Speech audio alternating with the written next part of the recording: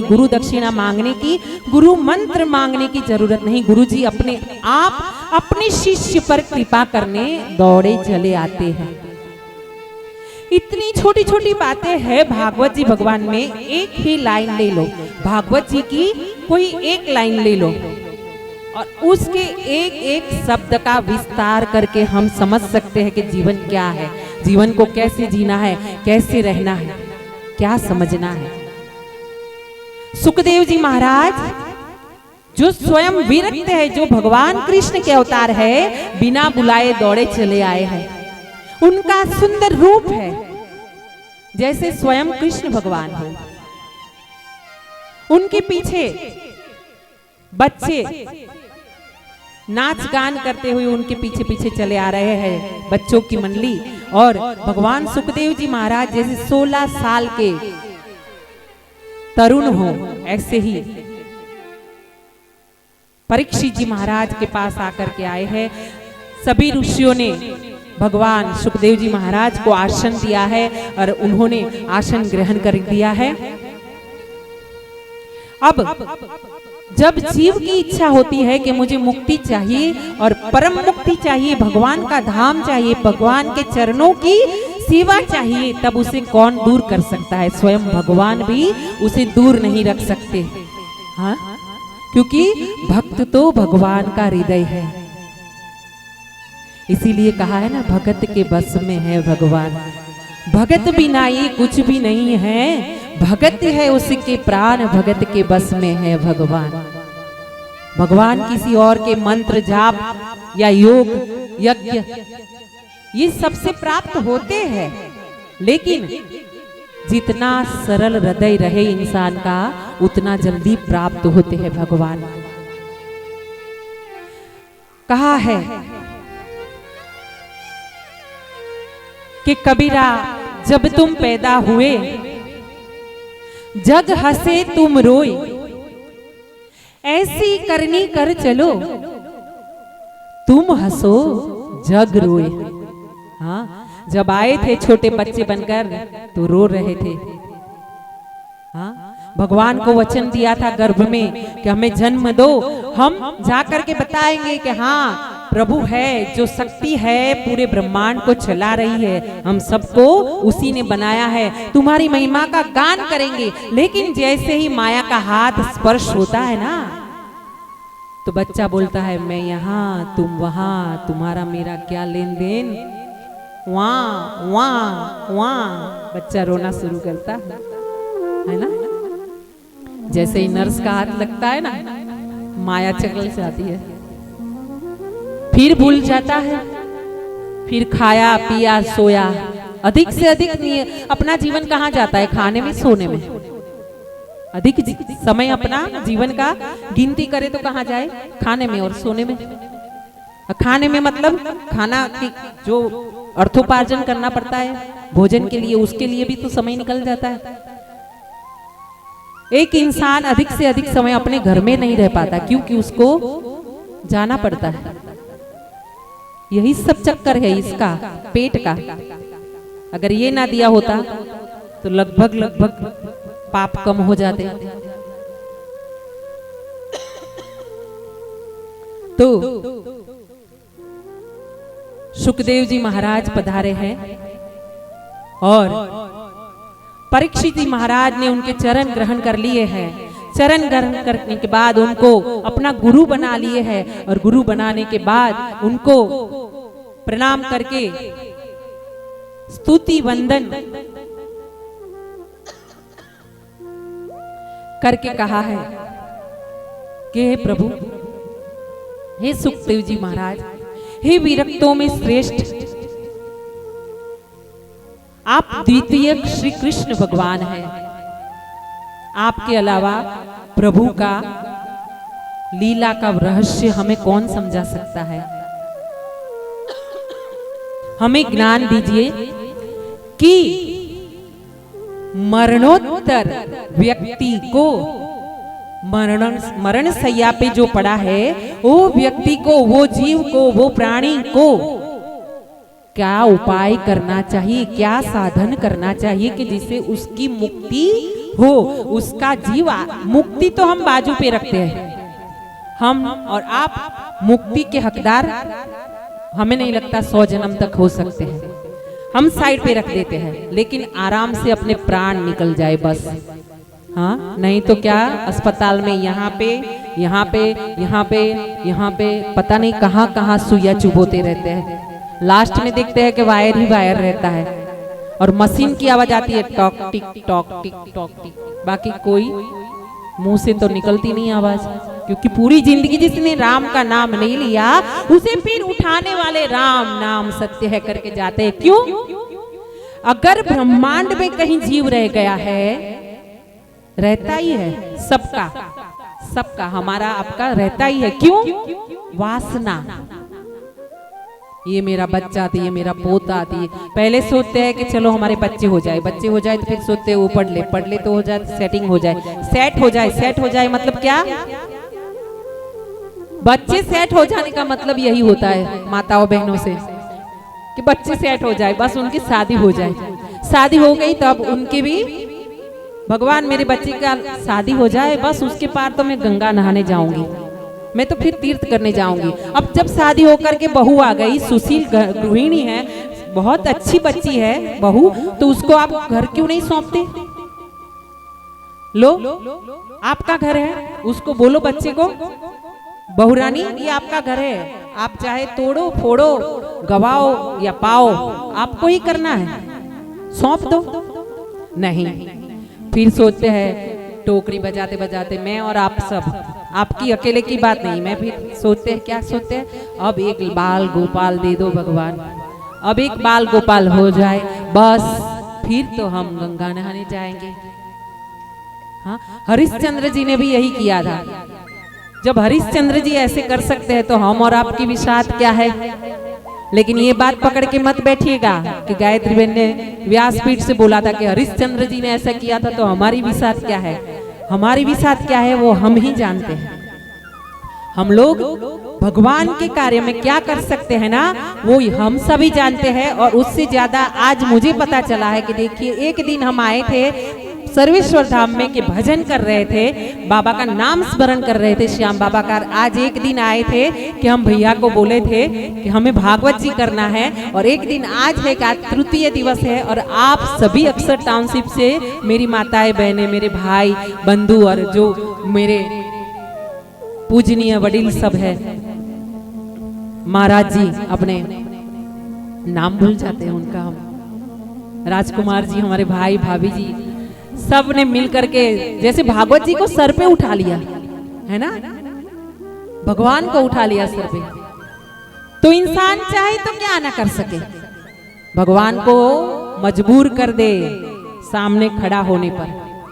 अभी यहाँ पे परीक्षित जी ने ये सवाल किया है सुखदेव जी महाराज को। सुनिएगा, कथा बहुत जगह पे चल रही है, बहुत गहन रहस्य भगवान के भागवत जी में बताए हैं। उतना गहन ना भी कर सके ना तो गुणी जनों ने ये भी कहा है, आप इतना श्लोक ना पढ़ सको, आपको संस्कृत में समझ ना आए, आप इतना पूजन पाजन या इतने भक्तिवान ना बन सको, कोई बात नहीं, लेकिन सबसे बड़ी भक्ति है नाम स्मरण और भजन।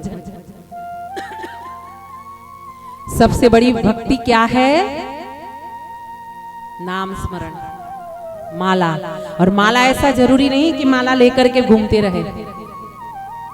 हाँ, अपने मन को, चित्त को माला बना दो, अपनी जिह्वा को माला बना दीजिए, फिर जहां भी जाए। एक साधु महाराज थे हरिदास जी, उनका नाम, वृंदावन में हुए, बहुत बड़े संत।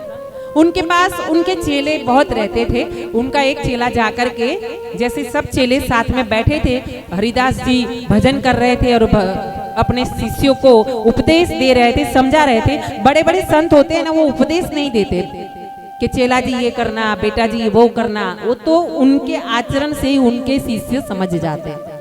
तो हरिदास जी भगवान का नाम स्मरण का बता रहे थे, और उसी समय वहां जो चेले बैठे थे ना, उनके शिष्य, उसमें से एक खड़ा हो गया कि देखिए महाराज जी, गुरुदेव नमस्कार करते हैं, लेकिन आपने जो बताया ना कि भगवान का नाम स्मरण शुद्ध होकर के स्नान करके शुद्ध कपड़े पहन के भगवान के सामने आसन शुद्ध लगाने के बाद करना चाहिए।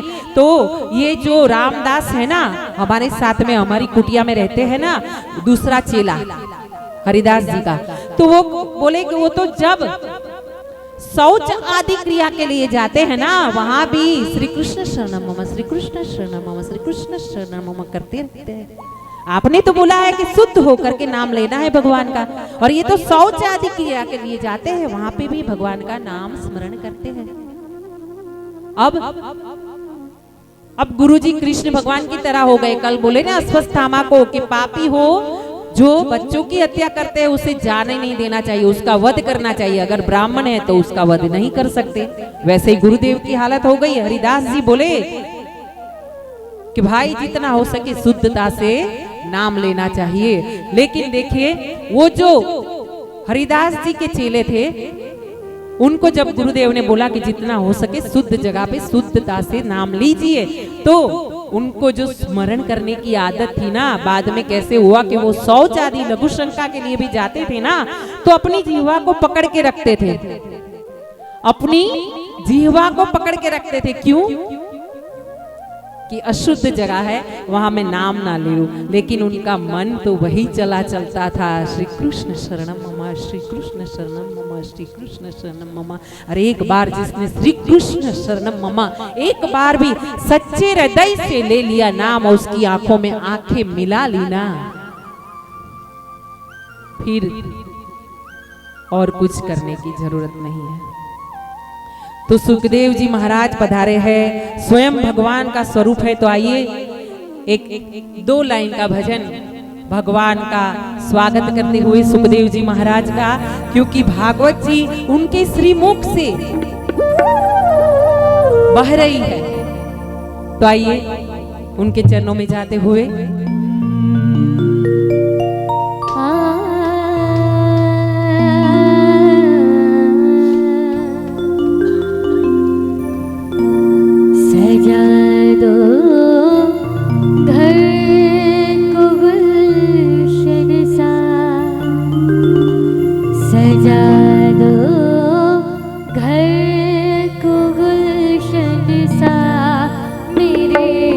सरकार